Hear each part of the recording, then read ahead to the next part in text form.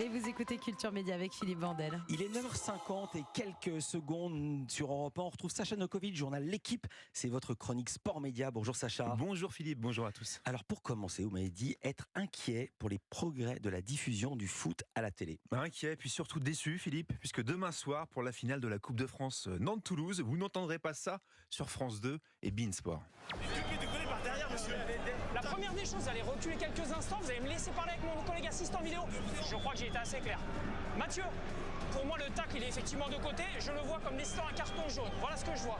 Ok, contrôle terminé Benoît. Voilà, cet extrait a été enregistré il y a plus d'un mois en Ligue 1 grâce au micro installé sur l'arbitre Benoît Millot pour une séquence diffusée en différé sur Prime Video. Mais demain soir devait être le grand soir avec le même monsieur Millot, toujours équipé d'un micro, mais cette fois avec une diffusion en direct pour les téléspectateurs de la finale de Coupe de France. Sauf que mercredi, l'IFAB, le conseil des grands sages de l'arbitrage mondial, celui qui régit les lois du jeu, a gâché la fête et a dit non, sans réelle explication pour le moment en plus. Et c'est pas tout, puisque la Fédération française de foot et la Ligue voulaient aussi que la France soit pionnière dans la sonorisation des arbitres en direct pour toute la saison de Ligue 1 à venir. C'était même le principal enjeu en fait de cette demande formulée à l'IFAB.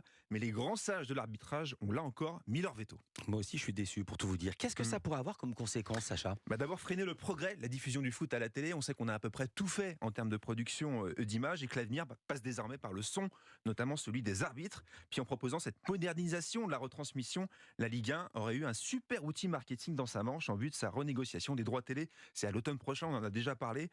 Elle vise 1 milliard d'euros par saison. Et cette nouveauté aurait clairement donné un peu plus de valeur au produit. Et puis j'aime bien le rappeler quand même, dans le rugby français, les micros des arbitres sont ouverts aux téléspectateurs depuis plus de 20 ans maintenant. Donc chacun son évolution, chacun son rythme. Et puis il y a beaucoup moins d'insultes et de violences dans le rugby que dans le football. Et ceci explique peut-être cela. Et la pédagogie. On passe de la France au Royaume-Uni le week-end dernier. Il y a un petit club de foot gallois, Wrexham s'appelle ce club, qui a validé sa montée de 5e en 4e division. C'est pas dingo, cette info aurait dû se cantonner aux médias locaux, et pourtant, elle a fait le tour du monde. Même moi, je suis au courant. Racontez à nos auditeurs et auditrices d'Europe 1 pour quelle raison, Sacha. Une essentielle, les heureux propriétaires de Wrexham ne sont ni plus ni moins que deux stars hollywoodiennes. D'un côté, Ryan Reynolds, vous savez, cette espèce de beau gosse canadien, Deadpool, voilà, le super-héros aux États-Unis. De l'autre, vous avez Rob McElhenney, le créateur et l'acteur de la série Philadelphia, un peu moins connu. Il y a 2 ans, ils ont déboursé à eux deux plus de 2 millions d'euros pour acheter le club de cette petite ville industrielle galloise. Alors samedi soir dernier, forcément, ils étaient en tribune à Wrexham, les caméras braquées sur eux, le stress pendant le match, ils couraient sur la pelouse évidemment au coup de sifflet final, arrosés de bière, heureux comme des gosses, tout fiers d'avoir réussi leur pari, parce que Ryan Reynolds l'a rappelé la saison dernière dans une interview, nous avons été honnêtes, un enfant de 5 ans à Wrexham en sait plus sur le football que nous. Et vous savez, ça rappelle la série Ted Lasso, vous nous parliez ici, c'est une fiction écrite et jouée par 2 Américains qui n'y connaissent strictement rien en foot, sauf que cette fois c'est Ted Lasso pour de vrai. C'est ça, c'est la vraie vie, ce sont 2 vrais millions d'euros qu'ils ont sortis de leur poche. Et qu'ils ont perdu alors. Non, parce qu'ils ont investi malin, les 2 petits acteurs, ils ont en réalité fait de leur saut dans l'inconnu une série documentaire qui est disponible sur Disney+. Et oui, on peut la voir sur Disney+ depuis décembre, ça s'appelle Bienvenue à Wrexham tout simplement, et c'est totale transparence, ou presque, on ne connaît pas le montant des transferts par exemple, mais on assiste aux coulisses de leurs négociations autour de la reprise du club par exemple, ou à leur appel en visio depuis Los Angeles pour décider du changement de la pelouse ou du choix du nouveau coach, et quand ils cherchent à recruter un buteur, c'est encore par visio que ça se passe, avec une méthode bien à eux. Je peux dire qu'en naviguant sur Twitter, je vois beaucoup de messages qui nous demandent de recruter un certain Paul Mullin. Il a marqué 34 buts. Oui, toutes compétitions confondues, 34 buts. La vache.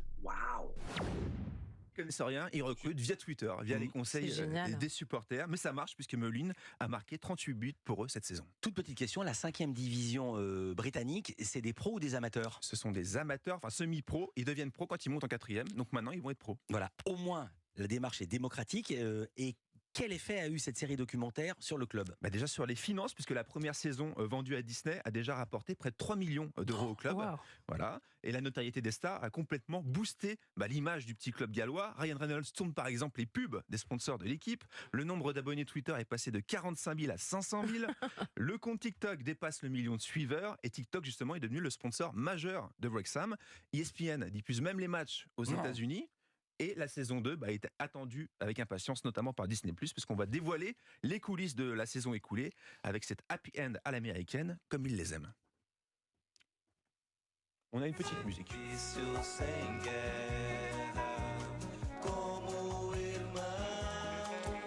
Ça, je ne l'aurais pas su si vous ne me l'aviez pas dit, même si vous ne l'avez pas mis dans mon texte. La voix qu'on entend, c'est celle de Pelé. C'est un morceau produit en 77 par Sergio Mendes. Mais Pelé, c'est avant tout le footballeur de génie. Il nous a quittés le 29 décembre dernier. Il avait 82 ans. Et comme les légendes sont éternelles, Sacha, la fondation qui porte son nom a lancé une idée originale ces derniers jours. Une très belle idée même, celle de faire entrer le mot Pelé dans le dictionnaire portugais, non pas dans les noms propres, comme on a l'habitude de le faire, mais dans les noms communs. Je vous en lis la définition imaginée par sa fondation. Pelé avec un petit P donc, adjectif, le plus grand de tous, référence de la grandeur, inégalé, synonyme d'excellence. C'est un peu le Pelé du rugby par exemple. Voilà, ça veut dire ça.